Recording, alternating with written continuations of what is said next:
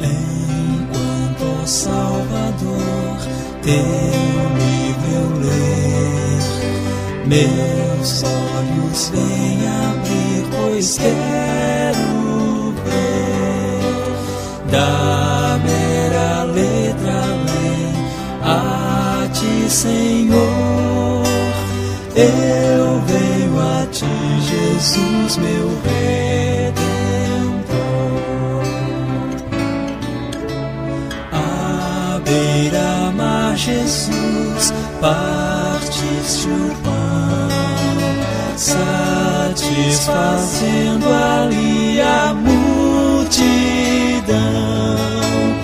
da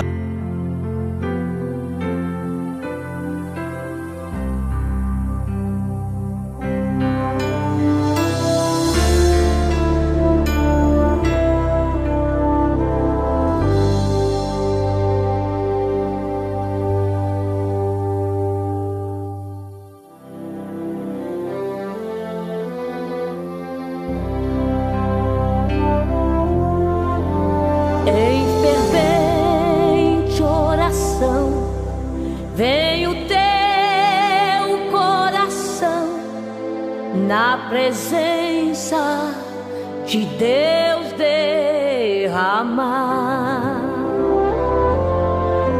mas só podes fluir o que estás a pedir quando tudo deixares no altar.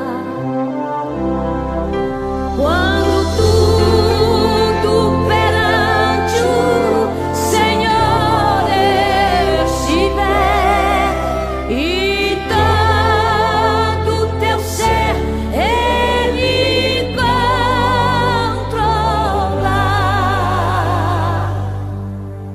só então hás de ver que o Senhor tem poder quando tudo deixares no altar.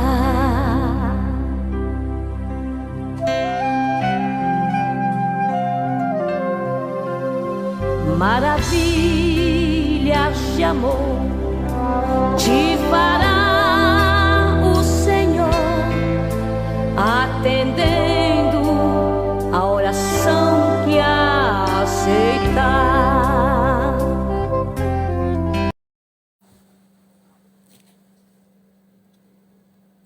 Bom dia, na paz do Senhor Jesus. Aqui estamos para a nossa escola, continuando o estudo do Sermão do Monte, amém, queridos? E vamos orar para pedir as bênçãos do Todo-Poderoso sobre as nossas vidas. Quero dar as boas-vindas a todos que já estão conosco. Vamos só testar aqui o retorno, para ver se o som e está tudo bem. Amém, queridos? Quero ver se está tudo ok aí, saindo bem aí. Som, a voz. Para ver se o som está tudo bom. Já vi aqui. Bem. Amém, queridos? Quero ver se está tudo ok aí, saindo bem aí. Som, a voz. Amém. Para ver se o som está tudo bom. Já vi aqui. Amém. Vamos orar, pedindo as bênçãos do Todo-Poderoso e já estaremos iniciando a nossa escola. Pai Celestial, te agradeço pela noite de paz que nos concedestes, pela semana abençoada também, Pai, que obtivemos pela Tua providência, pela Tua mão, pela Tua ajuda. Quero orar pelo lar do Teu servo Lucas, Amanda, Marlene, Josiane.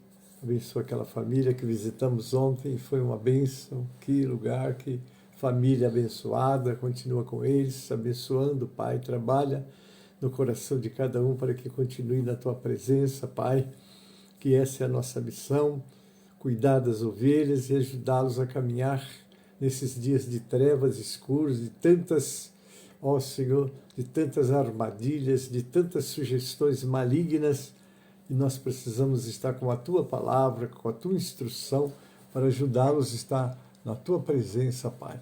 Assim eu rogo por essa família, quero rogar por todos que vão estar comigo nesta aula agora, pela manhã. Abençoa este pequeno servo na transmissão, abençoa os teus filhos para receber essa instrução também, para estarem vigilantes, Pai. Os dias são maus, mas o Senhor prometeu estar conosco todos os nossos dias até o fim. Ajuda cada um em particular. Abençoa este dia, abençoa a nossa nação brasileira, abençoa as autoridades constituídas, Pai, e que eles saibam que, não obstante terem, ó Senhor, uma autoridade delegada, um Deus sobre tudo e sobre todos. E abençoa a tua igreja, Pai, que tem a missão de ser o sal e a luz da terra, para que caminhe, ó Deus, cuidando, observar a tua palavra e transmitir a tua realidade para uma nação tão obscura como a nossa e o mundo em que vivemos. Agora abençoa essa escola, capacita-me mais uma vez, eu te peço, e essa bênção eu te peço em nome de Jesus, para a glória do Senhor Jesus. Amém e amém. Louvado seja o nome do Senhor. Irmãos, estamos aqui, não é, com a nossa escola, e quando você já estiver aí, dá a sua nota de como está a nossa escola. Eu sei que o som está indo bem, mas ainda não tenho aí uma participação de vocês, amém? Nós vamos abrir essa escola já com o nosso louvor, é o 545 do Cantor Cristão. Vamos adorar o Senhor com esse louvor, 545 do Cantor Cristão.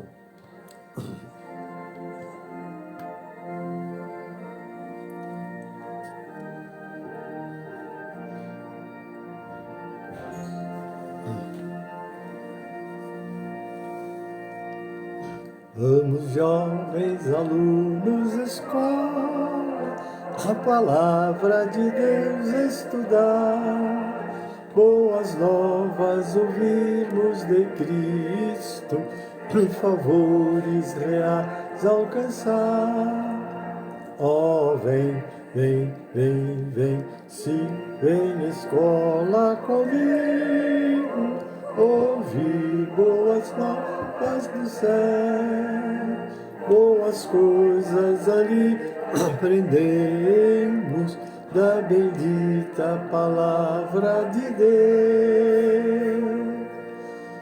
Vamos, jovens alunos, escola, pois queremos louvar ao Senhor, seus conselhos ouvir com respeito, que se ensinam ali.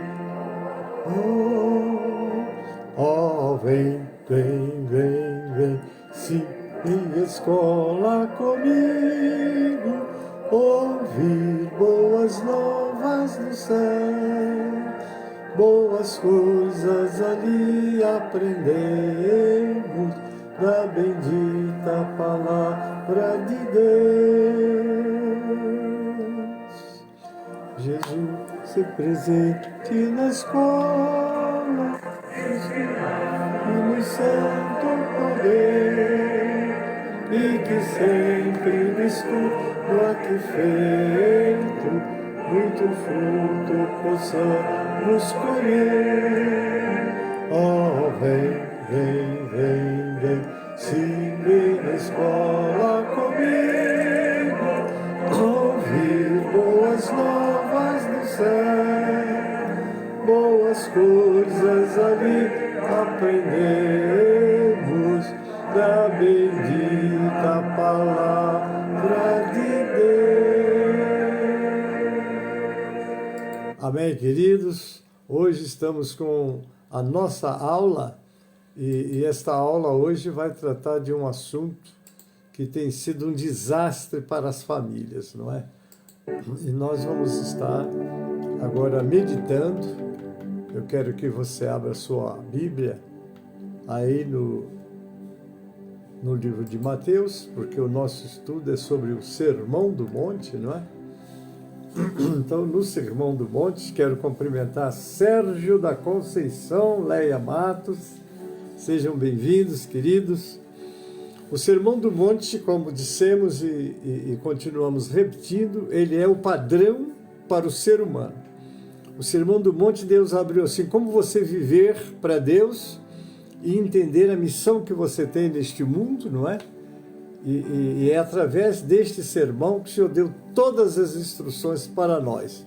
E hoje nós vamos falar sobre um desastre que acontece na família, que é o adultério, que traz marcas, que vou dizer para vocês, lares são destruídos por um prazer momentâneo e que Satanás, vamos dizer assim, mina o coração, a mente, não é?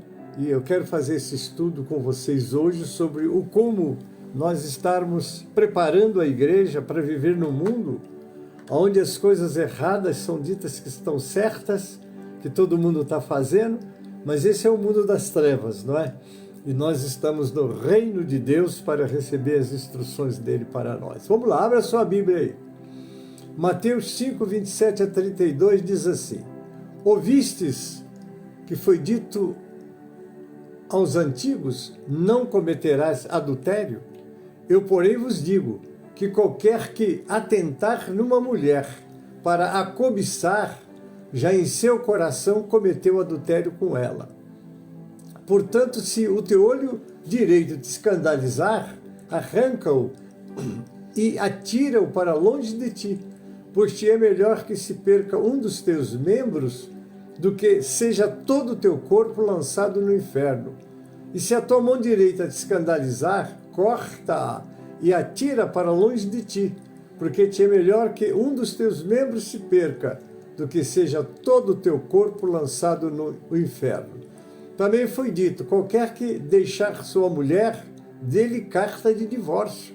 Eu, porém, vos digo, qualquer que repudiar sua mulher, a não ser por causa de fornicação, faz que ela cometa adultério. E qualquer que casar com a repudiada, também comete adultério. Vamos analisar calmamente, queridos, este assunto, porque de verdade nós precisamos de ver e entender o que a Bíblia fala, nos instrui, como tratar esses assuntos na igreja. Quero cumprimentar Vera Lúcia Ribeiro, está aí, seja bem-vinda, querida, Deus abençoe. Vamos fazer primeiro uma análise como devemos controlar os nossos membros do corpo, não é? Então nós temos no livro de Romanos, no capítulo 6, não é? Quando Paulo ensina sobre a nova vida em Cristo, que se manifesta após o batismo e a aceitação da graça, onde o cristão morre para o pecado, olha que coisa interessante, né? E passa a viver para Deus. Você está no mundo, mas você não é do mundo.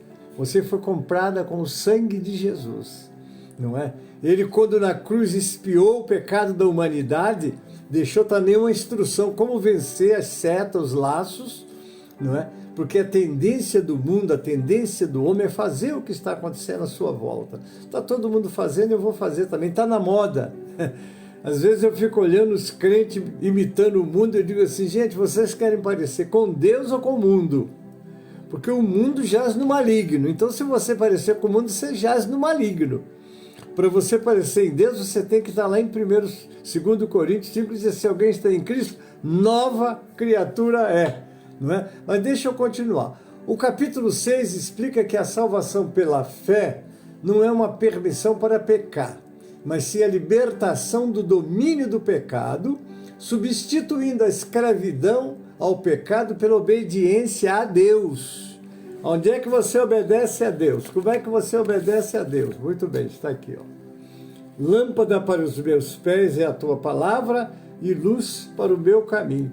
Então você agora tem instruções, você tem assim uma cartilha para te mostrar como vencer as artimanhas, as armadilhas no Senhor, com a palavra dele. Jesus diz, santifica-os na verdade, a tua palavra é a verdade, né? Muito bem. Então, continuando aqui, mas sim a libertação do domínio do pecado, substituindo a escravidão ao pecado pela obediência a Deus, o que resulta em justiça e vida eterna. que adiantaria o homem ganhar o mundo inteiro e perder a sua alma? Quantos e quantos, hoje, enquanto eu prego, quantos estão morrendo indo para o inferno? Mas aqueles que abraçaram a fé em Jesus, deixam este corpo, deixam a sua alma e vai habitar com o Senhor e vai ficar com Ele para sempre, não é? Vamos lá no verso 13 do 6. Instrumentos de justiça. Ao dedicar assim seus membros a Deus, o cristão se compromete a lutar pela capacitação do Espírito de Deus, pela maior perfeição possível de todos os órgãos do corpo e qualidade da mente, a fim de conhecer, amar e servir ao seu Redentor de forma aceitável. Porque esses membros do corpo, a carne, não é porque na carne não habita bem algum, mas se nos inclinarmos para a carne, está lá em Romanos 8,6, a inclinação da carne é morte, mas a inclinação para o Espírito com letra maiúscula, quer dizer, para o Espírito de Deus, é vida e vida eterna, não é, queridos? Porque aqui nós estamos vivendo assim, aquele petisco da vida. Se você viver 100 anos, ainda é o petisco da vida, porque é uma eternidade esperando todos nós. Uns, vida eterna, outros, morte eterna. E vida eterna é o que o Senhor quer nos preparar para tomar posse dela quando deixarmos esta casca, este corpo, né? Vamos ao verso 14. Verso 14, Romanos 6. Não terá domínio, ou não será o Senhor. É verdade que o pecado vai tentar e molestar. No entanto, não terá domínio sobre o verdadeiro cristão. Assim, o crente deve se submeter corajosamente ao serviço de Deus, pois a vitória sobre o pecado está prometida. Se nós lermos do 15 ao 23, esse trecho faz uma comparação entre a redenção e o mercado de escravos tão vulgar nos tempos do Novo Testamento. O escravo está sob a obrigação de servir o seu mestre até a morte. Uma vez morto, o dono não consegue mandar mais nele. É igual ao cristão. O seu velho dono, o pecado, não tem mais direito sobre ele, uma vez que já morreu com Cristo. Aí eu gosto daquele texto de Colossenses 3, né? Se já ressuscitaste com Cristo, buscai as coisas que são de cima, não as que são da terra, porque vocês já estão mortos. Vossas vidas estão escondidas com Cristo em Deus. Quando Cristo se manifestar, assim você vai se manifestar com Ele em glória. Então você tem que ter essa convicção e essa certeza, não é? A sua vida, o seu viver está escondido em Deus. Deixa eu cumprimentar aqui Joaquina Rossetti. Joaquina, dá um abraço no Antônio, nosso pastor Antônio aí, não é? Glória a Deus. Pastor Wesley, bem-vindo, meu companheiro. Está longe, mas está perto. Deus abençoe. Então, queridos, nós agora estamos em Cristo, né? E aqui diz assim, se alguém está em Cristo, deve de andar como ele andou. Amém? Vamos ao 16. O 16 diz, o contraste entre o pecado e a obediência leva a supor que o pecado, pela própria natureza, significa desobediência para com Deus. Quando Adão pegou aquela fruta das mãos de Eva e comeu, ele estava desobedecendo a Deus, porque Deus disse, não coma, porque no dia que você comer, você vai morrer. Ele desobedeceu. E quando você não pauta, não prima a tua vida pelos princípios das Escrituras, não é? Jesus disse, se vocês estiverem em mim, as minhas palavras estiverem em vocês, vocês vão pedir tudo e vocês vão conseguir. Camila de Souza Ferreira, um beijo, filha querida, Deus abençoe. Pastor Tiago, Samuel, João Pedro, toda a família aí, um abraço. Então, queridos, você agora é de Cristo, né? Acho interessante que antigamente existia o escravo comprado e existia o escravo contratado. Diz que o escravo contratado ele tinha direitos e deveres. O escravo comprado só tinha deveres. Somos comprados. Então, Jesus diz para mim, Gênesis, faz isso. Eu não pergunto se é bom para mim ou se é ruim, eu tenho que fazer. Eu ando assim E por isso Deus tem me abençoado sempre, não é? Então está aí, ele pertence a Deus, você pertence a Deus, você não pertence a você mesmo. Vamos para o verso 19, fraqueza da vossa carne, a vossa fragilidade humana. Carne representa a natureza humana em sua fraqueza física, mental e espiritual, não é? Eu dei um estudo para a maioria de vocês sobre alma e espírito. Que é alma? Crente que é crente emocionalmente, ele gosta de ver movimento, fazer movimento. Meu Deus, tem misericórdia, tudo bem. Quando o Espírito Santo às vezes toma a gente, há um movimento. Mas, querido, não é? Quando o Espírito Santo entra em nós, quando nós estamos vivendo no Espírito, né? Se você quiser saber o mais sobre isso, é só você ler Gálatas 5, no versículo 22, o que diz Gálatas 5, 22? O que diz? Mas o fruto do Espírito é amor, gozo, paz, longanimidade, benignidade, bondade, fé, mansidão e temperança. É aquele crente que está pronto para ajudar, para abençoar, para perdoar, para pegar alguém que ele fez mal e fazer bem, para pegar aquele que está defamando, procurar valores, mas essa pessoa, vamos orar por ela. Ele nunca tem aquele espírito de retaliação que era chamado, não é, leão dos dias dos apóstolos, né? Então nós temos que ter aquele espírito bondoso, não é isso? Então está aqui, não é? Se o servo de Deus produz a santidade, e o fim do processo é a vida eterna. Não existe vida eterna sem santidade, não é? A carne representa a nossa natureza humana, sua fraqueza física, mental e espiritual. Satanás entra muito nesse campo aí para fazer com que o crente desanime. Não vou mais à igreja. Os hinos, eu estou gostando mesmo de umas músicas modernas aí. Filho, é a sua natureza caída. Não é? Por isso que Jesus disse, se alguém quiser vir após mim, negue-se a si mesmo, e negar a sua natureza, as suas inclinações naturais, e buscar em Deus a comunhão, não é? Porque a comunhão com Deus tem o preço. Qual é o preço? É a santificação, né? Que faz separação entre vós e o vosso Deus, está lá em Isaías, não é? O que é que diz ali? Que faz separação entre vós e o vosso Deus é o vosso pecado. Você pecou, você se separa de Deus, não é isso? Rosival Nascimento, bem-vindo, querido, Deus abençoe. Então nós temos que se esforçar pela santificação. Olha o que diz Hebreus 12, 14. Os cristãos devem perseguir a paz com todos e a santificação, pois é sem a santificação ninguém verá o Senhor. Tem crente vivendo de qualquer maneira.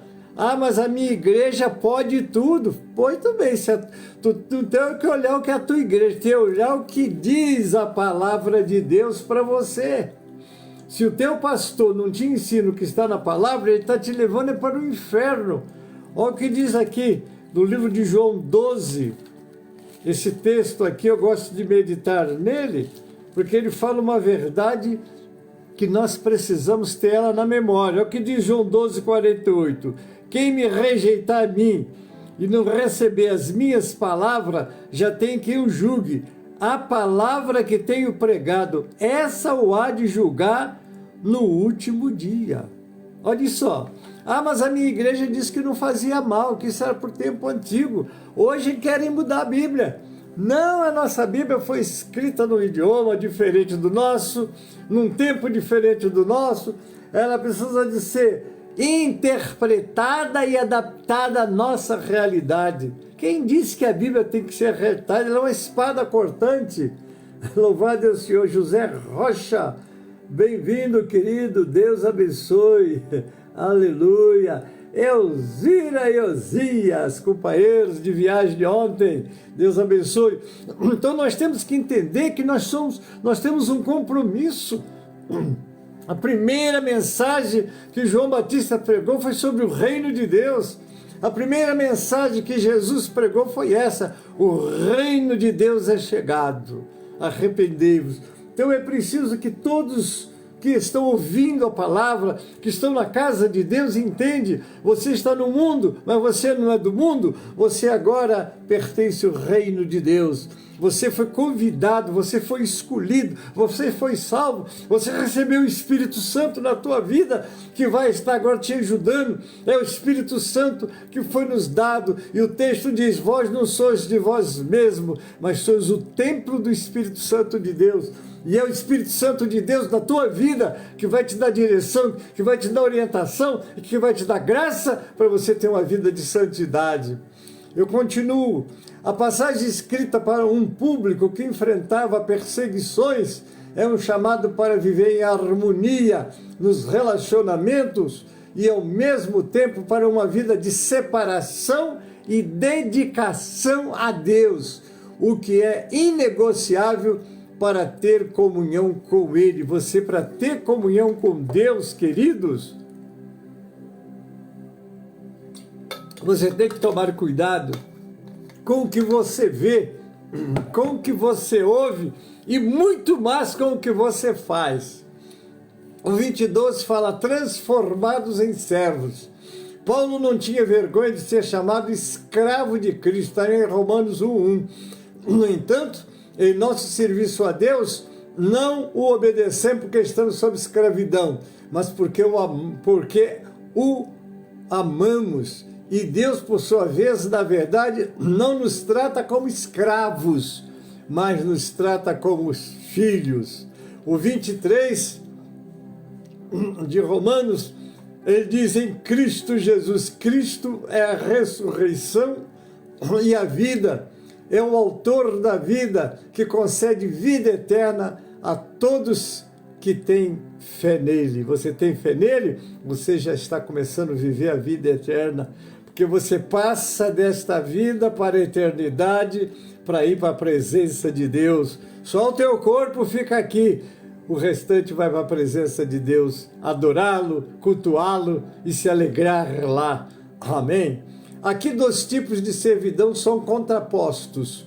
Um deles traz a morte. O que é? O salário do pecado é a morte, não é? E o outro na vida eterna, mas o dom gratuito de Deus é a vida eterna em Cristo Jesus, o nosso Senhor. Amém?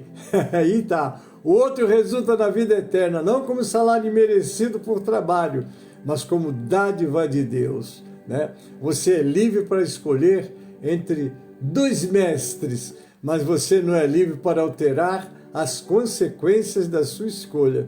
Se você escolhe Jesus, você vai viver aqui e na eternidade, nas alegrias da glória de Deus. Mas se você escolhe a vida mundana, a carne, os prazeres do mundo, daqui a pouco eles te enganam, te seduzem e te levam para o inferno. Qualquer um dos 2 mestres pagará o seu modo. A moeda do pecado é a morte. Isto é o que você pode esperar da vida sem Deus. A moeda de Cristo, aleluia, é a vida eterna, nova vida com Deus, que começa na terra e continua para sempre com Deus. Qual é a sua escolha? O que você escolheu? Vou fazer 80 anos no próximo dia 6 de maio. Que glória! Desses 80 anos vivi no mundo 16.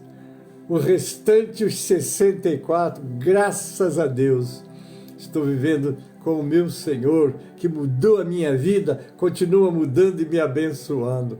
A vida eterna é um presente, um dom gratuito de Deus. Se é um presente, então não é algo que se possa comprar, nem é algo o qual tenhamos que dar uma retribuição.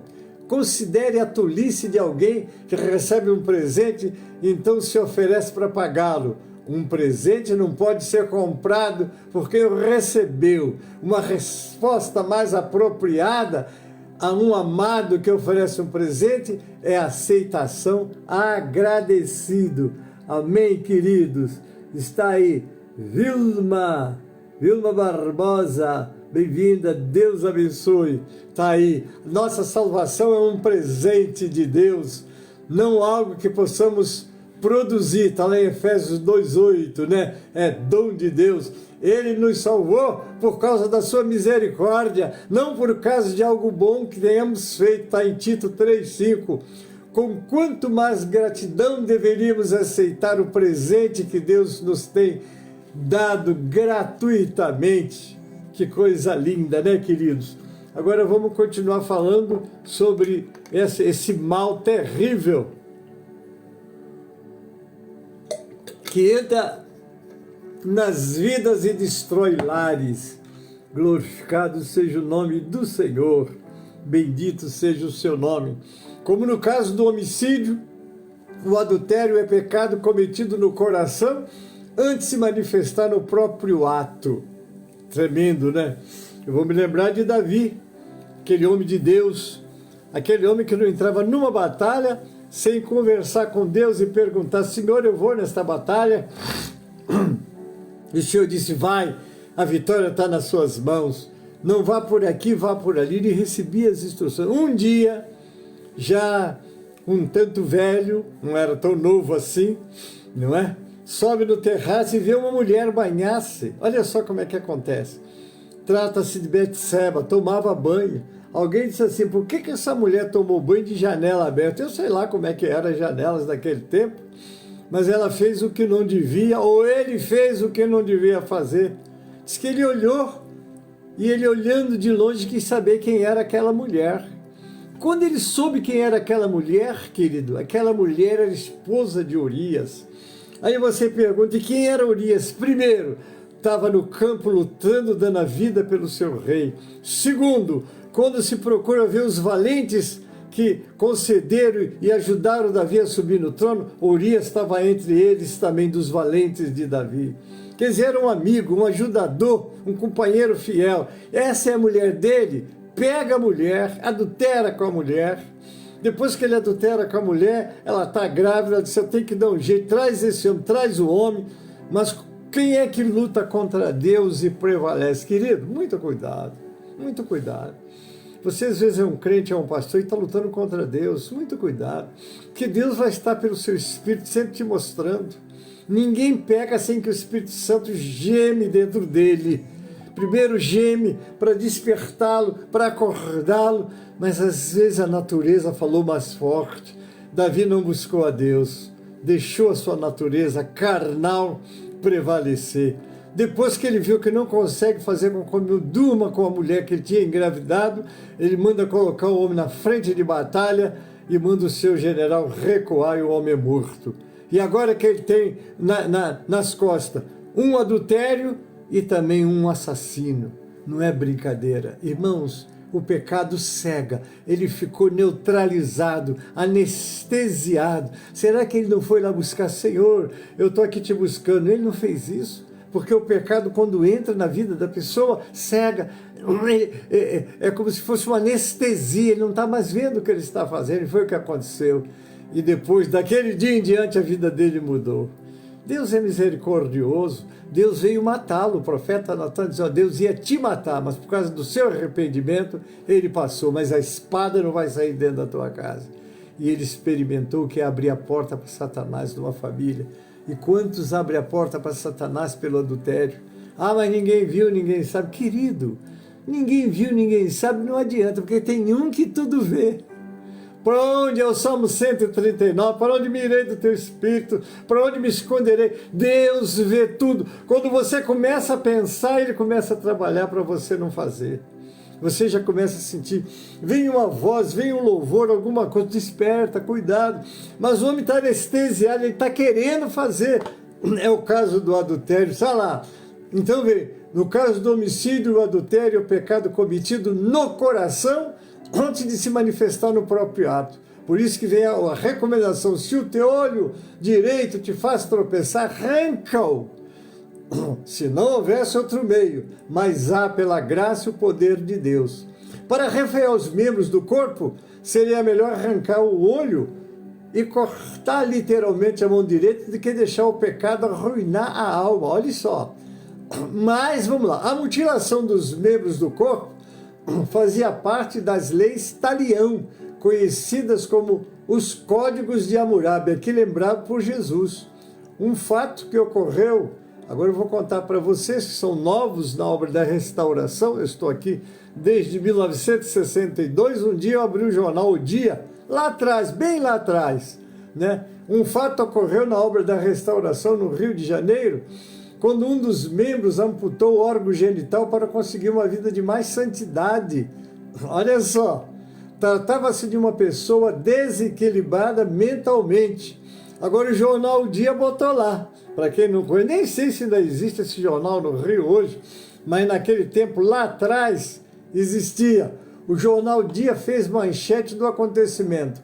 Membro da restauração castra-se.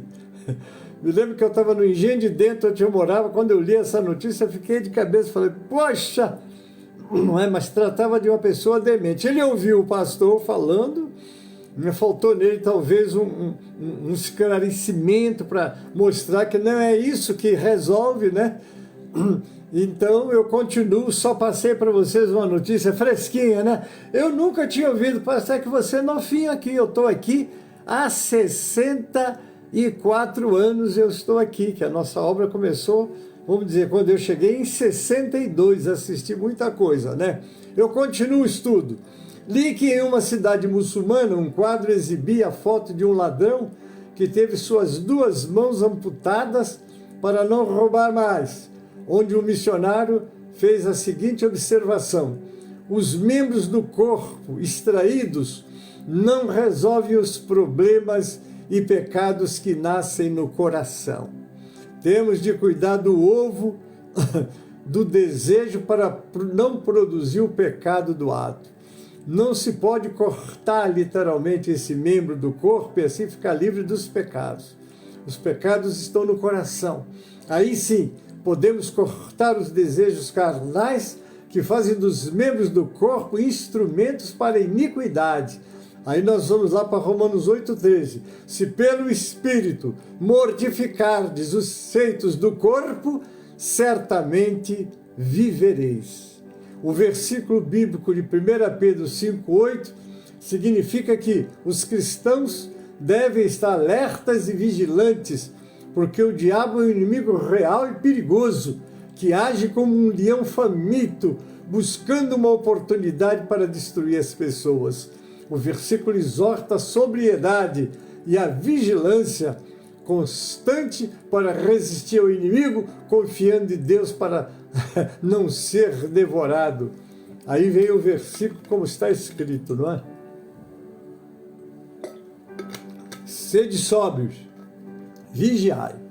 O chamado é para ter sobriedade, clareza mental e estar sempre alerta.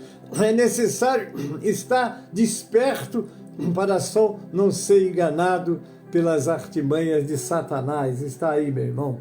Louvado seja o nome do Senhor. O versículo 1 de Pedro 5,8 significa que os cristãos devem estar alerta e vigilante, porque o diabo é um inimigo real e perigoso, que age como um leão faminto, buscando uma oportunidade para destruir as pessoas. O versículo exorta a sobriedade e a vigilância constante para resistir ao inimigo, confiando em Deus para não ser devorado. Vamos fazer uma análise do texto. Sede sóbrio, vigiai. O chamado é para ter sobriedade, clareza mental, estar sempre alerta. É necessário estar despertado, né? É isso que o adversário faz. Vamos lá. Os 5 sentidos que nós possuímos, vamos ver os 5 sentidos? Primeiro é a visão, segundo a audição, terceiro paladar, quarto olfato e quinto tato. São as ferramentas básicas para interagir com o mundo, permitindo-nos perceber estímulos do ambiente e processar informações como cores, sons, sabores, cheiros e texturas. Esses sentidos funcionam captando estímulos através de órgãos específicos que transmitem os dados aos cérebros para que ele interprete as informações sensoriais e gere reações. Então nós precisamos de tomar cuidado com tudo aquilo que está à nossa volta. Sede sóbrio, vigia. guarda o teu coração, guarda a tua mente e, sobretudo, os atos que você faz. Aí nós vamos, Gálatas 6, o que está escrito lá? O que está? Não erreis, Deus não se deixa escarnecer. Aquilo que o homem semear, isso ceifará. Amém? Vamos continuar o estudo. Qualquer que repudiar sua mulher, agora vem aqui a única maneira possível de haver, não é, uma permissão para repudiar. Qualquer que repudiar sua mulher, exceto em caso de infidelidade, a expõe a tornar-se adúltera. E aquele que casar com a repudiada, incide em adultério. É o verso 32. O matrimônio não é uma conveniência social inventada pela humanidade para preencher uma necessidade ou condição temporária e, portanto, para ser revisada ou abandonada conforme os caprichos de qualquer homem ou grupo de homens. O matrimônio foi instituído pelo Deus Altíssimo e a sua relação para a raça humana é tal que não se pode modificar, nem a parte considerada mais insignificante, sem graves consequências. Não tende lido que o Criador, desde o princípio, os fez homem e mulher, e que disse: por esta causa deixará o homem o pai e a mãe e se unirá à sua mulher, tornando-se os dois uma só carne. De modo que não são mais dois, porém uma só carne. Portanto, o que Deus ajuntou, não separe o homem. Amém, queridos? Acerca do divórcio, Cristo disse mais: Moisés, pela dureza de vossos corações, vos permitiu repudiar as vossas mulheres, mas no princípio não foi assim. Eu, pois, vos declaro que todo aquele que repudiar a sua mulher, se não for por causa de fornicação, que na língua original é a porneia, e se casar com a outra, comete adultério, que é moiqueia, ou moixeia, não é isso? Segundo o escritor Orlando Boyer, em sua pequena enciclopédia, na página 416, afirma: Cristo não disse que a lei de Moisés concedia direito de divórcio por causa de adultério. Ele disse que quem repudiasse a sua mulher, sendo por causa de fornicação e casar com outra, comete adultério. Se o homem, depois de casar-se, aqui vai contar uma história lá em Deuteronômio 24:1, se o homem, depois de casar, se achasse que a mulher não era virgem, podia repudiá-la. Comparar com 5:32, 19:9 de Mateus, com Deuteronômio 24:1. Mas se ela era virgem, aí é que está, não podia repudiá-la enquanto vivesse. A lei de Moisés concedia direito de divórcio no caso de fornicação, mas não de adultério, pois o adultério morriam os dois apedrejados. Então não havia consequência posterior ao adultério, porque já havia uma lei que os sentenciava à morte, certo? Mesmo no caso de um dos cônjuges, deixa eu voltar, o adultério é o pecado de pessoa casada com outra que não é seus próprios cônjuges. Mesmo no caso de um dos cônjuges descobrir que o outro foi infiel, seria melhor perdoá-lo do que repudiá-lo. Mateus 6, 14 e 15 é que o perdão que concedemos aos outros é a condição para receber o perdão de Deus. Se perdoarmos as pessoas que pecam contra nós, o Pai Celestial também nos perdoará as nossas ofensas. Se não perdoarmos, Ele também não perdoará as nossas ofensas. Esse trecho ensina a importância do perdão como um ato de obediência e como um caminho para a liberdade espiritual, libertando a pessoa que perdoa do ressentimento e da amargura. Mateus 18, 15 a 20 ensina um processo de correção fraterna na comunidade cristã para lidar com o pecado, com o objetivo de restaurar o irmão e preservar a unidade. O trecho intrui sobre como abordar um irmão que peca, começando com uma conversa pessoal, passando para a presença de 2 ou 3 testemunhas, se necessário, e, em último caso, envolvendo a comunidade inteira. O versículo 20 afirma que quando a comunidade se reúne em nome de Jesus para resolver uma questão de disciplina, ele está presente no meio deles e suas decisões têm consequências espirituais. Detalhamento do processo da correção fraterna. Vamos lá, primeiro passo. Vá falar com o irmão ou irmã que pecou contra você. Agora está falando do pecado contra você, não só o caso do adultério. Contra você em particular, para que ele se arrependa. O objetivo é a reconciliação e a restauração do relacionamento e não da vingança. Por isso que, enquanto o homem se vinga, Deus faz justiça, né? Por isso que ele diz, minha vingança eu retribuirei. Mas o homem trata, se puder, destrói o outro. Jesus faz justiça e recupera, não é? Segundo passo, se a conversa pessoal falhar, leva 2 ou 3 testemunhas para confrontar o pecador. Isso visa dar mais peso à correção e a ajudar o irmão a ver o erro com mais clareza. Vamos ao terceiro passo. Né? Se a correção em particular não funcionar, leve o assunto à comunidade. A comunidade deve então tomar uma decisão sobre o caso, podendo considerar a pessoa estranha ou pagã, no sentido de alguém que está fora da comunhão. Nunca devemos cansar de perdoar o próximo. Aquele que fica lembrando do número de vezes que perdoam os que pecam contra eles, não mostram o espírito do verdadeiro perdão. Os que perseguem seus devoradores como selvagens, com machadinhas na mão, não somente devem enterrar suas armas, falando figuradamente, deve esquecer-se também do lugar onde as enterraram.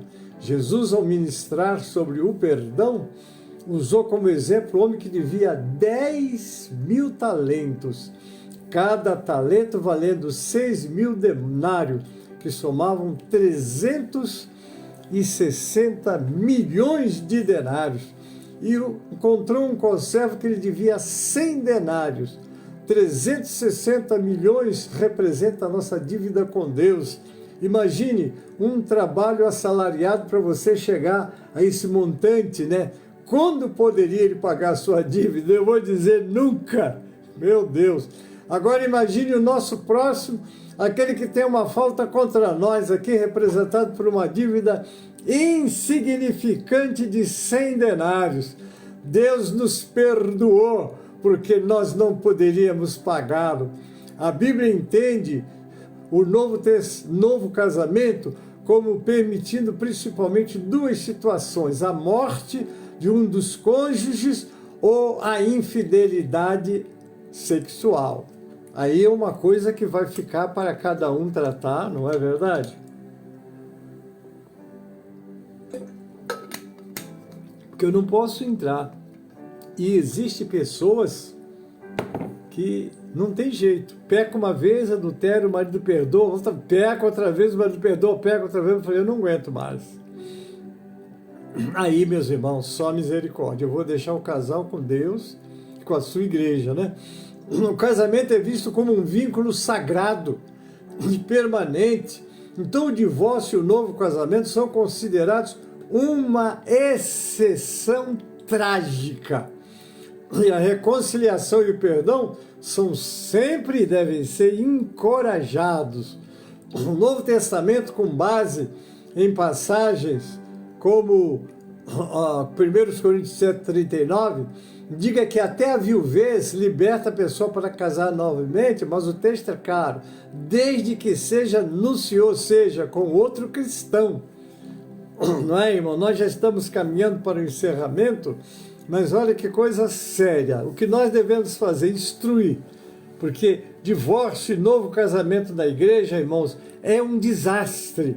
Infelizmente, às vezes, nós temos que conviver com ele. Mas o melhor é sermos preventivos. Vamos fazer reuniões de casais nas nossas igrejas. O nosso planejamento para o ano de 2026 e 2027, nós vamos estar fazendo um encontro de casais, pelo menos 2 no ano. Nós temos e votamos e criamos um diretor de eventos, que é o nosso diácono Nelson, da nossa igreja do Jardim Miriam. Ele vai ser o diretor de eventos e ele vai promover encontro de casais, um na Zona Leste e outro na Zona Sul, que é para pegar todos os casais e reunir, trazendo um mestre neste assunto, de modo que a gente possamos passar um dia, pelo menos, aconselhando e recebendo conselhos, né? Ei, Joyce Mariana, que bênção ontem, Deus te abençoe. Ela preparou um banquete para nos receber na casa dela ontem, foi uma glória muito grande. Aleluia, Jesus. Um abraço, querida, bem-vinda. Então, meus amados, e nós teremos esses encontros de casais, e eu vou fazer questão que todos os casais... Alguém disse, mas eu já estou com 50 anos de casal. Venha participar, venha se alegrar, venha ser um exemplo, venha dar testemunho das lutas que você passou e venceu todas elas.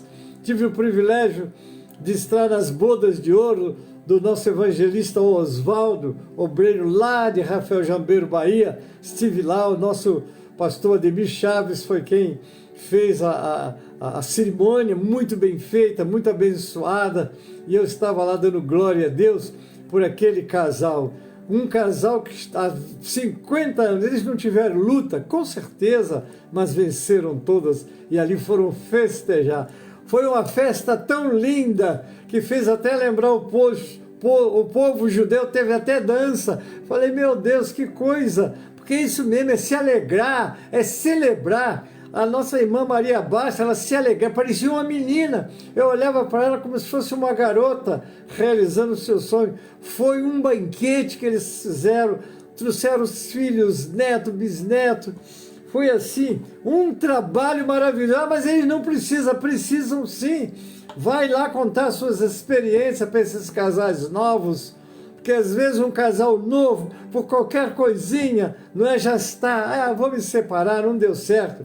Vamos orar, vamos lutar, não é? E que Deus nos guarde dessa desgraça chamada adultério, que acaba separando vidas e afetando os filhos, netos. As famílias vão sofrendo essas consequências, porque é muito horrível um pai num lado, uma mãe do outro, e um filho vendo outros, né, que não são seus pais de sangue, cuidando deles. Então, queridos, vamos orar, vamos lutar, né, para que essa desgraça não aconteça no nosso meio. Amém, queridos? Deus abençoe, e assim nós encerramos a nossa aula. Que Deus abençoe vocês, não é? Eu, antes de chamar o louvor para o encerramento, quero lembrar os membros da sede que hoje nós vamos ter o culto de missões e a eleição dos trabalhadores da sede para 2026 e 2027. Vamos ter um culto assim um pouco resumido, que eu ia fazer no horário da escola, mas no horário da escola eu não tenho contingente. Então eu gostaria que vocês estivessem todos presentes para me ajudar a escolher aqueles que vão trabalhar conosco nesse novo ano que se inicia, que os projetos estão aí, os planos estão aí.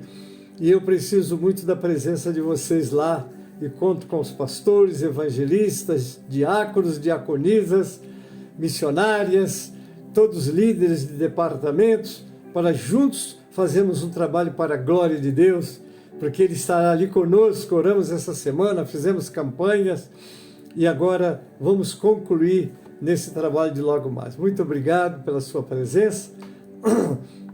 Agora nós vamos chamar o nosso louvor, que é o louvor exatamente do encerramento. Vamos louvar o Senhor. Abra o seu cantor no 137 do Cantor Cristão e vamos agora adorar o Senhor com este louvor.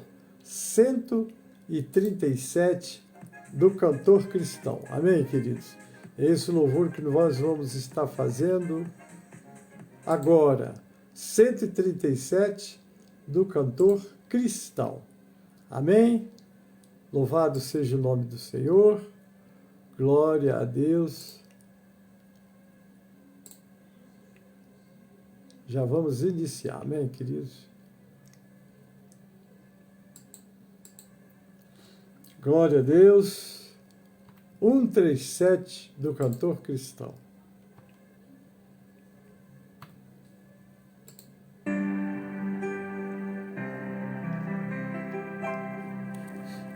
Enquanto Salvador, teu livro eu leio, meus olhos nem abri, pois quero ver da mera letra lei a ti, Senhor.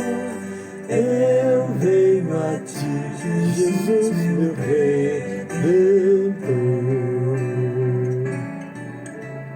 À beira-mar, Jesus, partiste o pão, satisfazendo ali a multidão. Nave do pão és tu, vem, pois assim satisfazer, Senhor, a mim. Amém, glória a Jesus. Assim nós estamos encerrando a nossa aula. E aqui está nossa Josiane. Glória a Deus. Amém, foi maravilhoso. Ela está dizendo que foi maravilhoso o nosso encontro ontem. Foi mesmo, né? Estive lá com eles uma boa parte do dia. Prepararam lá um banquete para o pastor. Estava o pastor Gênesis, o missionário Osias, a nossa irmã Elzira e a nossa irmã Elisete Maria. Nós 4 fomos lá, fizeram lá um banquete para nós. Não acostuma a gente não, senão não vamos sair daí. Muito obrigado, Deus abençoe vocês. Queridos, que Deus nos abençoe, que Deus nos guarde, que esses ensinamentos possam ficar enraizados em nós. Não é porque é o pastor Gênesis faz o seguinte, usa aqui, ó. Ele abre essa palavra. Há 38 anos que eu subi no púlpito da igreja de São Miguel Paulista, em janeiro de 1987, não é? Foi isso que eu fiz e disse, irmãos, eu estou aqui para pregar a palavra, não costumes, não tradição. Eu só vou dizer, está escrito, vamos fazer, não está escrito, é tradição, vamos ver. Nós devemos manter as tradições, mas tomar cuidado, que é a tradição que colide com os mandamentos. E aí elas precisam de ser desprezadas.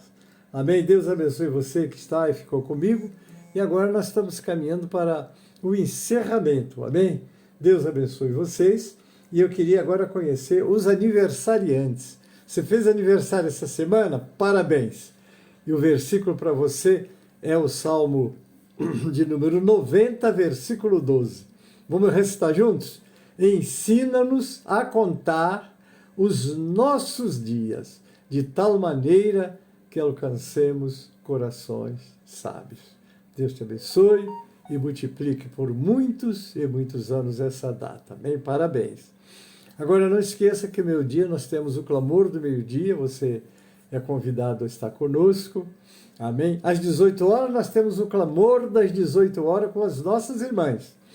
Também o culto da sede, às 18 horas nós vamos estar às 18 horas em pontos, transmitindo uma parte do culto. Depois a assembleia, um assunto mais interno, aí já vai terminar mais cedo, né? Então, se você quiser nos acompanhar, 18 horas em pontos, nós estamos começando o nosso culto com uma oração, louvor.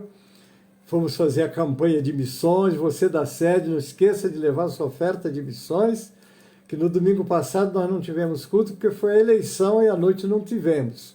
Mas hoje nós vamos ter o culto de missões e o culto do sítio ficou para o outro domingo.